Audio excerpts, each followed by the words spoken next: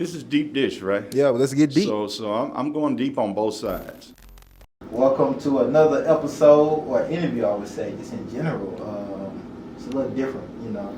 But we have District 2 Council Member Kyonzté Toombs here. Welcome to the platform. Thank you. Thank you for having me. Now, thank you for being here. And I must say, I got to say this for the record. You know, Kyonzté came in, peanut butter, leather jacket. You see the fit on. She was floating down the walkway. I said, we interviewed this is a shoot, a photo shoot we doing. But now, how's everything been? 2022, New Year, you're still dodging all these variants, viruses.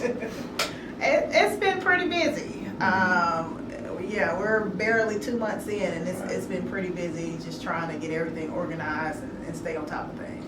Yeah, you just with your role as council member, y'all, it has been a lot of heat going on around our council members, just dating back to this. I just think with the pandemic in general, I think it's been probably enhanced pressure, you know, our council members in Nashville, what I would love to get into a little bit later on. But for people who don't know, Kyonzté, like what got you into wanting to be a part of the law, legal system, that inspiration to even just want to serve your community? Yeah. So I have wanted to be a lawyer since about third grade. You was one of those kids. I'm one of those kids. Go ahead, scoot down for me, Kaden. Yeah. His knee came up on the side. My bad. Okay. Go ahead, you can pick it up from the top. So I've wanted to be a lawyer since third grade. And that's just in learning more about our history as Black people and what role lawyers played in getting a lot of the civil rights advances that Black people have experienced over the decades. And so I wanted to be a part of that. As I got a little bit older, learned more about the criminal justice system and how it disproportionately impacted Black folks. And so I wanted to be, when I went to law school, I wanted to be a public defender because I was going to fight for the people. Right. And so as far as my legal career, that changed. And I think that had a large part to do in what law school I went to. I went to Vanderbilt Law School, which was very corporate law focused. Right. And so once you get in that environment, you become corporate law focused and go after the big bucks.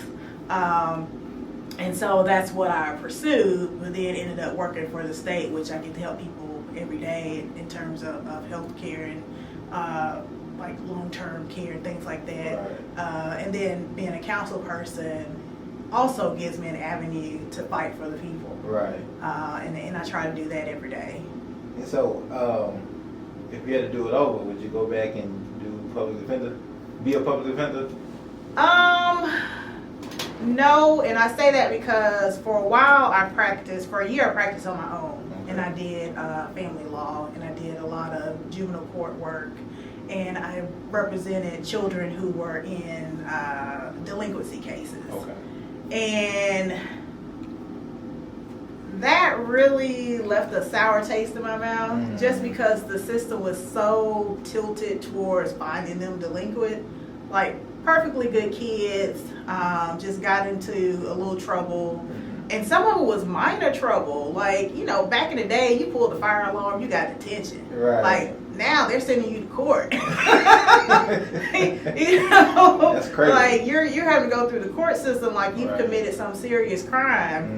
One of my cases, kids were horse playing, and one of the little boys, unknown to him, he had some issue in his brain. Oh. And so the horse playing aggravated that, and so he had some serious health effects. Wow. And you know, his mother, her baby, she wants somebody to be held accountable. Right. And so ended up my client, who was only a 12-year-old boy, ended up being held accountable for that and adjudicated delinquent, where they were just playing.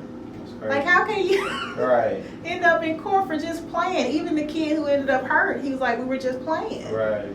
And so I knew then I didn't really have the stomach for that, because that took a lot out of me doing those types of cases. I am more of a policy person. Up top, how can we change the system so that it has more of a positive impact on people?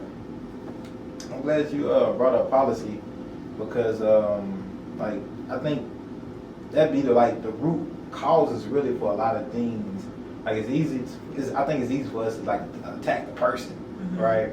But it's really the policies that kind of control or perpetuate some of the systemic discrimination or whatever it may be that happens in our communities. Right. Now, for people who may not know, being a council member, take us through a day in the life of a council member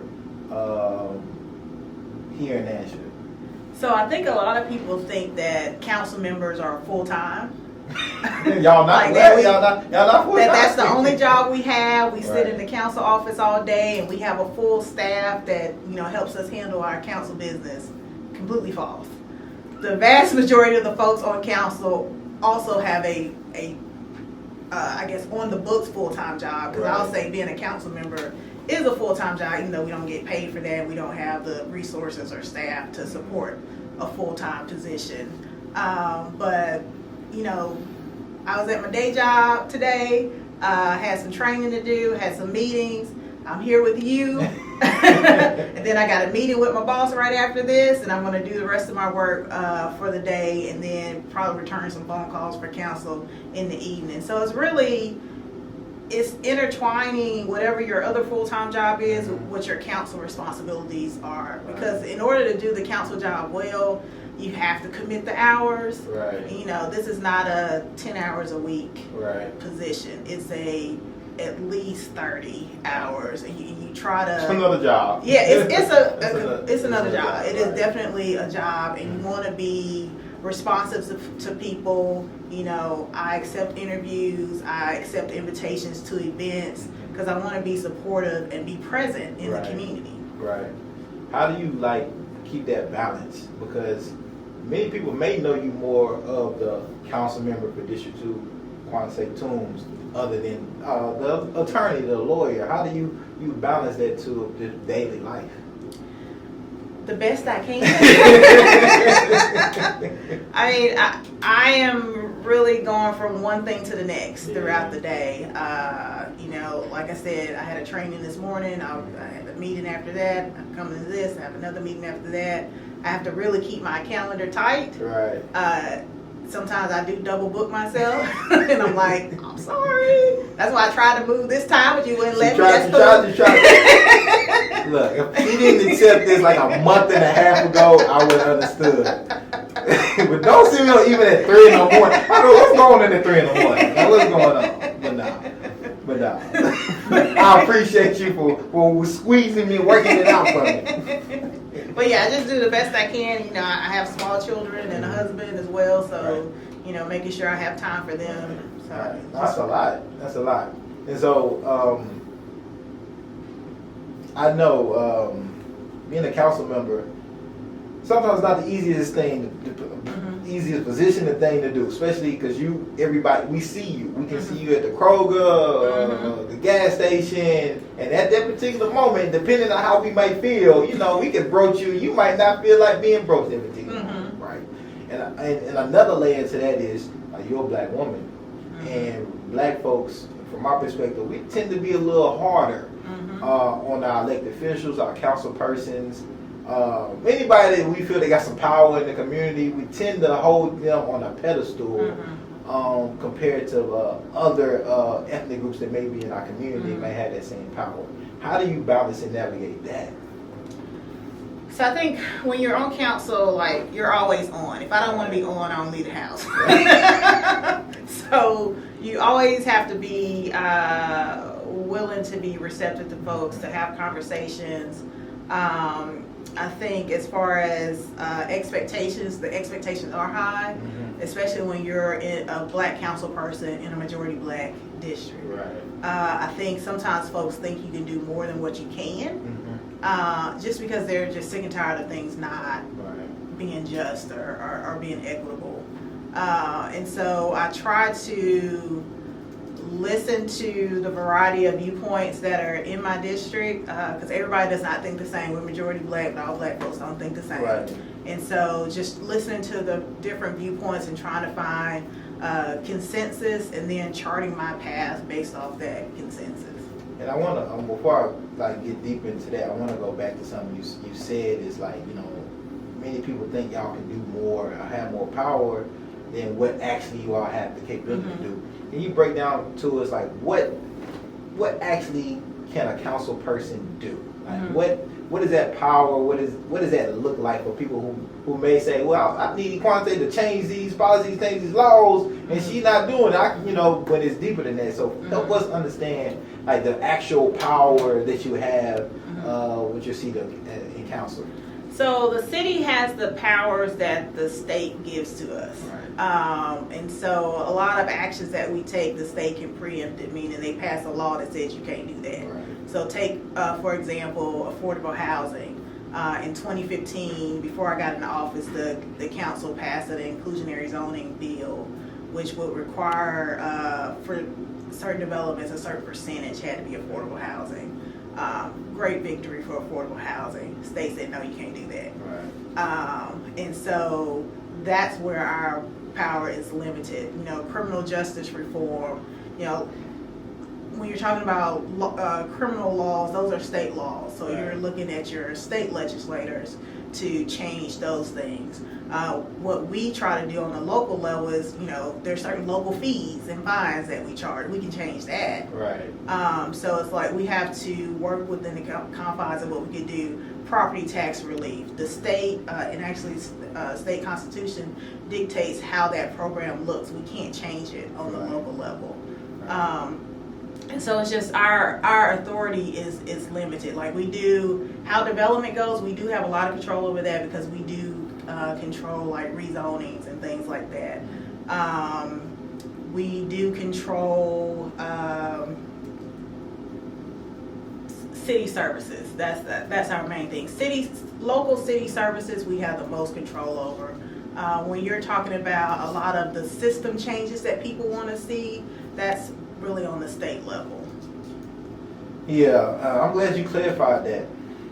And so as a council member, how could you use your voice at that state level to influence, state legislation? Like, hey, I know y'all thinking about this, but, at least have to say something and say, hey, my constituents in my community, this is not what they want or this won't benefit them. So the city has a lobbyist that works with the state legislators. So our lobbying team keeps us abreast of what the significant legislation is that impacts the city, and that team works probably more closely with the mayor's office because the mayor is full-time and has a staff. And so they work more closely with him and his staff as far as how we feel as a city about certain legislation, and those lobbyists will communicate that to the sponsors of those varying legislation. And we try to work with our local Davidson County delegation, but those are all Democrats. We're a progressive city,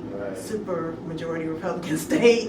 So sometimes that's an uphill battle, but there are some instances where we can work across the aisle and work together and prevent some things that would be detrimental to Nashville. How does the redistricting of Davidson County affect your job and what you can and can't do, or things that may be preempted at this point at the state level? So on the local level, I don't think it impacts purely local issues as much because Davidson County is still majority progressive. Most people on the council are probably still going to be progressive, or at least a big section of it will be progressive. On the federal level, where we're going to have 3 congressional districts, they're predicting that those will be all Republican-held seats when Davidson County has always been a Democratic held seat. So that's going to be a significant change if you're looking to national politics. And so it will be more difficult for minorities to have a voice, I think, in national politics. Hopefully that changes. We've come through a lot over the centuries that we've been in this country, and we tend to overcome obstacles that get put in our way. So I think that in the long run, we'll find a way to get over this hurdle, but in the short run, it is going to, I think, be kind of detrimental to a lot of the things that we want to see in our communities. Now I want to go back to the blackness thing. Mm-hmm. Again, black folks tend to be harder Yeah. on black folks Mm-hmm. in the position that you're in. Mm-hmm. Has your blackness ever been questioned due to a decision you made or didn't make? Oh, absolutely, absolutely. How does that make you like? How does that make you feel? Really, just to be totally honest, it's fighting words. It's fighting words to question a black person's blackness. But as a council person, as a professional, like, I gotta keep it cool. Right. You know, and people, when they are upset or feel very passionate about an issue, I mean, a lot of them are gonna come at you hard. Right. You know, when we were doing the budget, and I was budget chair, a big issue that came up was how we fund police. Right. And there are people who want to completely defund the police, and that means different things for different people. Some people, that means completely getting rid of police as we know it, and some folks that means reallocating resources to different things. And then again, going back to my majority black district with people with differing opinions, you say defund the police, a lot of the folks in my district are like, you're out of your mind. Right. I don't support that. And so you have to balance those different viewpoints. But I will say that the folks who were defund, take away half the police budget were very loud. Right. I know one comment someone called me said that my substitute budget was represented white supremacy. Wow. And then, which I'm like, okay, Right. you know, because you know, in the substitute we were giving more money to the schools, giving more money to the libraries, to the community centers, just trying to do things that we set up the grant for the violence interruption. We gave money for the mental health cooperative that does the pilot, that's currently doing the pilot with MMPD. And so the substitute budget that passed through council was designed to reallocate resources. Right. Which was a large part of the argument for defunding the police, reimagining public safety. But I knew, from my own majority black district, I don't have the political support for taking big chunks of money from the police budget. Right.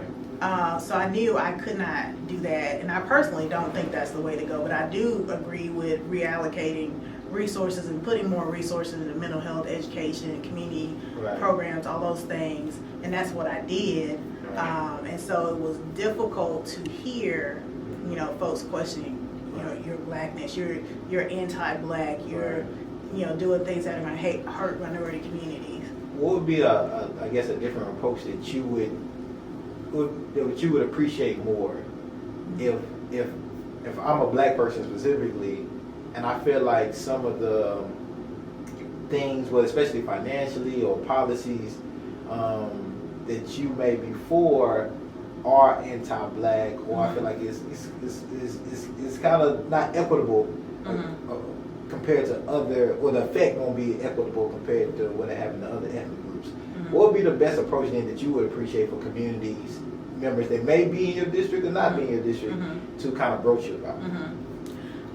I am open to having a conversation with anybody. I'll sit down with any group. I'll come to a meeting, sit on a panel, whatever you want me to do to have a conversation. So it's not, for me personally, it's not necessary to yell at me or, you know, call me out of my name. Just have a conversation and be open to, I'm going to be open to listening to you, and I need you to be open to listening to me, because the way I vote on things, like, I don't pull that out of the air. Like, that is coming from my constituents who have different viewpoints, and I'm trying to balance all those viewpoints.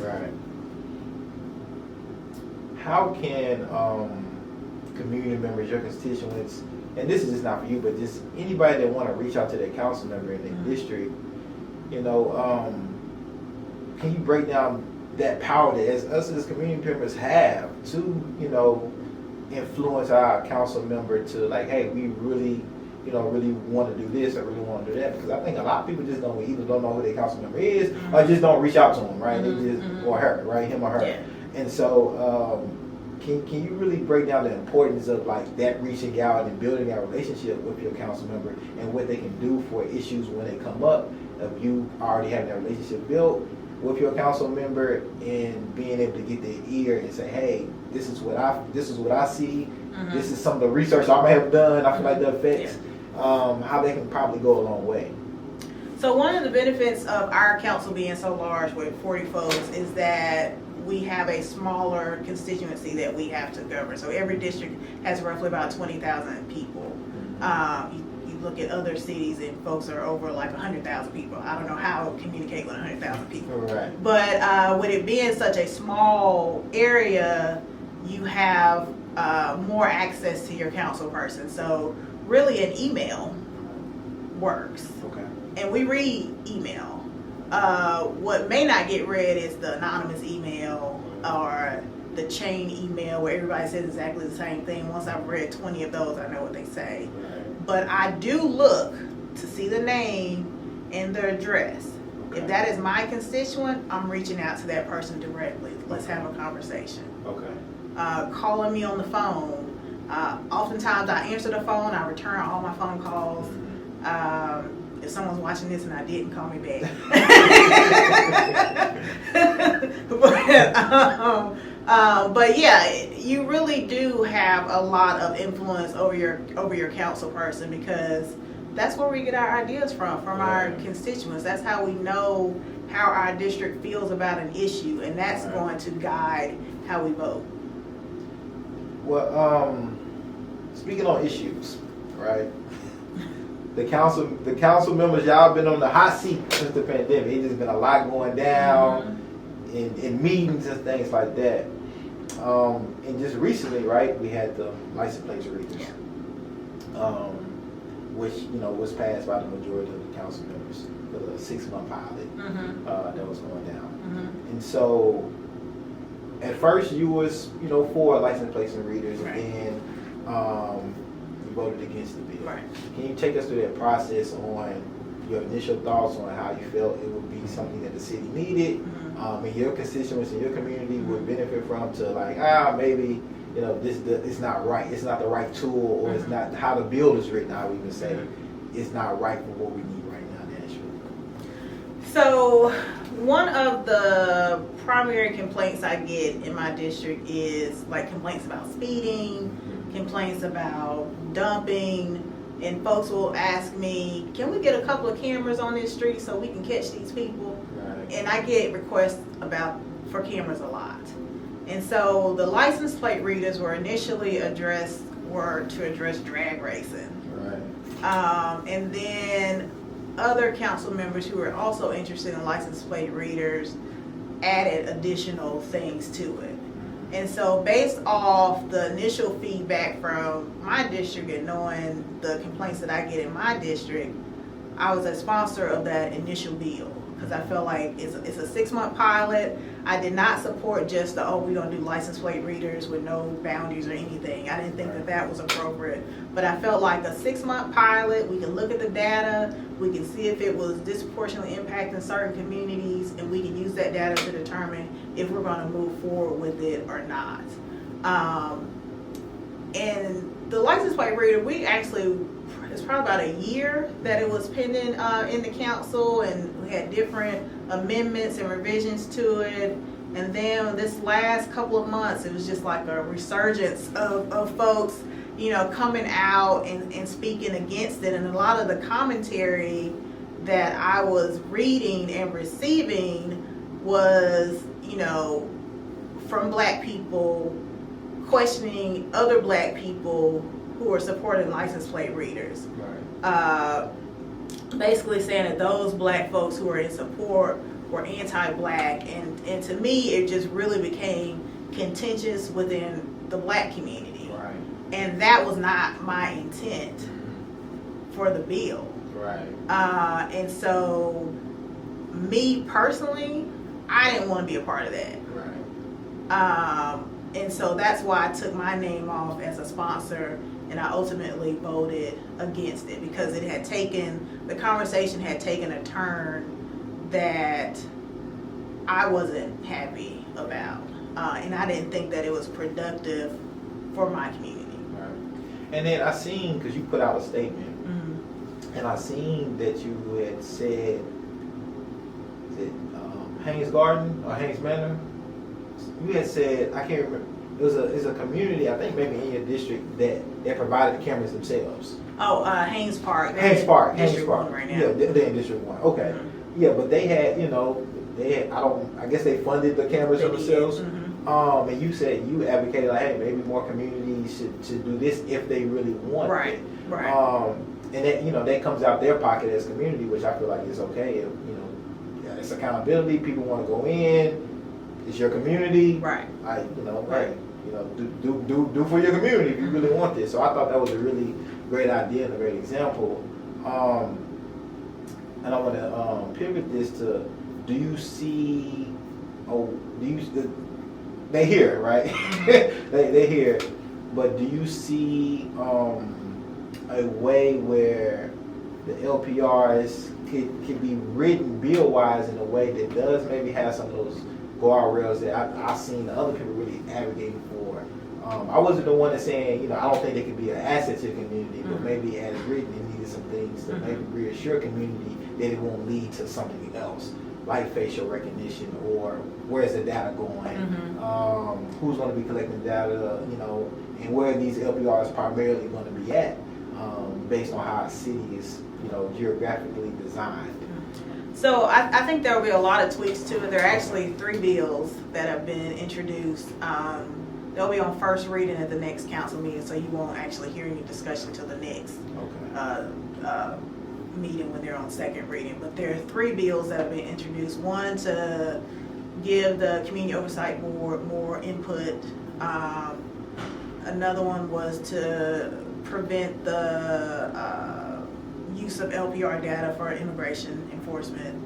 And then there was a third one, I believe, attempting to protect personally identifiable information. Okay. And so I anticipate that there'll probably be other bills as well, tweaking it and trying to fine tune it. Right. Okay, perfect. And Nashville is growing, right? We've seen a lot of gentrification, seen a lot of growth, and I think we're seeing some efforts to preserve as well. But with this growth comes affordable housing issues, how you mentioned earlier, and just development in general, right? How do you see these areas playing a part in your district? Because I know, I grew up in your district, grew up on Tucker Road, and I see Clarksville Highway, right? So I have my worries of what's going on, what's happening. I'm pretty sure others just want to know, right? Yeah. So can you break that down for us of just your district and specifically, and I guess Nashville in general, affordable housing crisis, and then like how that affects your district and the developers, and just looks like capitalism in a lot of ways here that can displace people or can price people out, poor people, black and brown people specifically.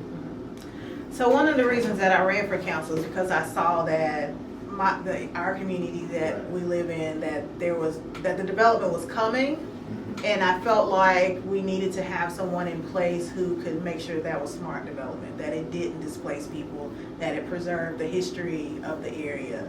And so as council person, I've tried to concentrate new development along those major corridors. So Clarksville Highway, West Trinity Lane, Dickerson Road, like those areas are going to look different. Because that's just how development works. It's new, it's change.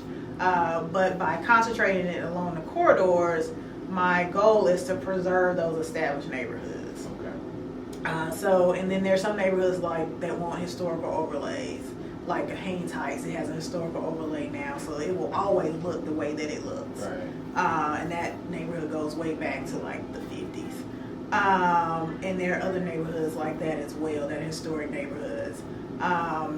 When there are larger developments in the district, I try to, with the help of the community, make sure that it's not just a developer's coming in, they're gonna build their project and that's it. It's what are you doing for the community as a whole? And there are different interests in the community. A lot of people like to get out and walk. So, are you doing walking trails? Are you contributing to the schools in the area? Who's working on your project? Are you employing people? Folks who are going to sell condos or homes. Are you working with black realtors? Right. So there's a variety of different things that developers can do to be a part of the community and to allow the entire community to benefit. We're not just looking at your new pretty development. Right. It seems like a lot of the times when this development is happening, right?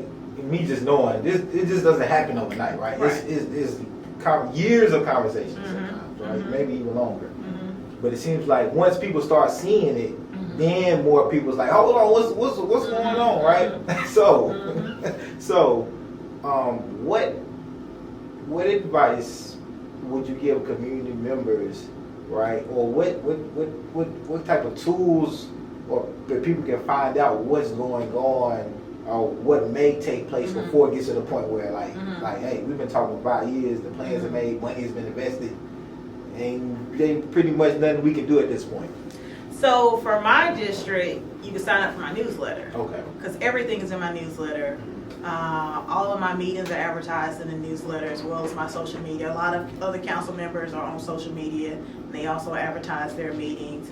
Because like you said, my goal is by the time a development gets to council for that public hearing, there's already been a community meeting. Folks have already met with the developer to hash out any concerns, and so that when it's time for the public hearing, there's no one there because it's all been worked out. If someone is there at the public hearing, either they didn't pay attention to the meeting notices, or didn't know about the meetings, or something's wrong. And that will give me pause and say, okay, maybe I need to go back or connect this person with the developer. It's really about staying plugged in. And like you said, a lot of people, they just don't pay attention until they see the crane or the land being and then they cleared blame out. you. And then, and then they blame you. I didn't get the newsletter, or I didn't sign up for it. But like, still, it's your fault. And what's all this development happening? They're just pushing us out, and that's the thing that can be irritating to see, because I'm very active on social media, so I see a lot of the posts. There they go. That's gentrification. They're displacing folks. They're pushing us out. When I know the community has worked on this project to get things that they're comfortable with, so that they can be okay with the project. And I also know there have been some projects that have died because the community hated it. And so it's always a little irritating when I know that folks who are not tuned in are commenting on things happening in the district when I know the community has been the district has been actively involved. Do you feel like it's other ways that you can make sure people don't miss that information? Because let's just say, for the sake of argument, like everybody doesn't have social media. Everybody doesn't have Wi-Fi or even know how to work emails possibly, right? Have you thought about other ways that you could try to alleviate some of that noise? Because right? Well, we done had 5 or 10 meetings over the years talking about this, but it's always going to be that group of people that say, and they might not even be from your district, right? Which is probably the majority of the time, right? So is there ways to kind of work around it that you thought about to just make sure you did your due diligence, you checked all of the boxes, and I'm comfortable with what's happening because I know it wasn't just me that was a part of this? So I have a advisory council. So my advisory council has someone from every neighborhood in the district. And so I rely on those folks to kind of spread the word as well as be a point person for questions in their neighborhoods. Without having a staff that's dedicated to me for council stuff, it's kind of hard to use avenues outside of social media. When I have rezoning meetings, if you live within 1,000 feet of the project, you'll get a notice in the mail. Sometimes when it's in the budget, I'll do a call out So I do try to be creative and use different ways to reach out to people. This spring, summer, I'm going to go out and knock doors and talk to people. And that's not something I can do all the time because that takes a lot of time. But we're at the midpoint of my term, so I want to do that and touch more people, especially with my district, with there being a large retired population. A lot of them are on social media, but then a lot are not. And so I want to make sure I'm touching those folks as well. How do you weigh, I guess, the input of people who live in your district, right, and then people who care but don't live in your district? That is touchy. Because I think the folks who live in my district take precedent. Okay. Because they live in the district. Most of them are the folks that voted for me, so I'm representing their voice on the council. I do have folks who, they don't live in the district anymore, but they grew up in the area. And sometimes they think they know more than me about, how folks think about different issues. And so there's the balance there where I try to explain to them, where I'm coming from. And sometimes, invite them to a community meeting so they can hear, how the community thinks. And I don't want people, because I represent District 2, but I also represent Nashville. Right. So I'm not going to completely discredit you because you don't live in District 2. Right. But it's my job to amplify the voices of the folks who live in my district. Right. And then it's like, 37208, like right across, like right there over the bridge, over across the highway. And so you get a lot of, that is amplified, right? Because of the incarceration rate, the studies, and then it's like, okay, well, we see what's kind of happening over here, so you get some of those. It's all pretty much the same folks. Maybe we went to school together, Japan, and so you get, so that's that amplified people, but all of them are not in District 2. Right. So you brought up your term, right? 2023 council members. Like, I think, is everybody kind of yeah. up for election? All up for election, yep. So we got. So I want to make this an emphasis for people. We got. This is to me. This is like local politics is like this of importance, right? And voting in local government is of high importance. We got judicial elections happening now. Yep. Like, well, early voting is April. The voting day is May 3rd. Yep. Next year, council members, right? Yep. Judges, DA, council members, right? To me, this is kind of this is going to shape the future of what Nashville looks like. Right. You plan on running again in 2023? I'm going to run again. Okay, so people know. Plan on running again, and you all are 4-year terms. 4 years. 4-year terms. Yeah, 8 and 4. Judges, DA, all of them are 8 years. Council members, 4 years. What does 4 more years look like with you in District 2? And how do you play a part in the future? Like I think these are going to be like the golden years of what will or what not happen in a lot of different ways in Nashville. How do you play a part in that? And what confidence should people have? Just not only your constituents but throughout Nashville that you are best represent Nashville in a just and equitable way. And really dive into, eradicate some of the systemic issues, policies, housing, all these things that we know that are issues, but we need the right people to use their power and their voice to make sure, like, hey, like things happen, so we see something different. Yeah. So I think as far as District 2 specifically, the next 4 years or 5, rather, looks like for me, seeing through the smart development. So guiding the district through a transition period where, for me, the hope is that it's more revitalization than gentrification. Gentrification is not just when you raise the economic level of an area, it's also when you change the culture of an area. And my goal is to preserve the culture of the area. And like I said earlier, where there are different viewpoints in the district, you have to think that Bordeaux was where, and still is, where your doctors, your lawyers, engineers, all those affluent black folks lived. And so, and then you got, your 37208, where there's a disproportionate amount of black people that live in poverty. And so there's a a range of socioeconomic statuses in the district. Right. And so I've got folks who, they want to see the high-end stuff that they see in Belle Meade.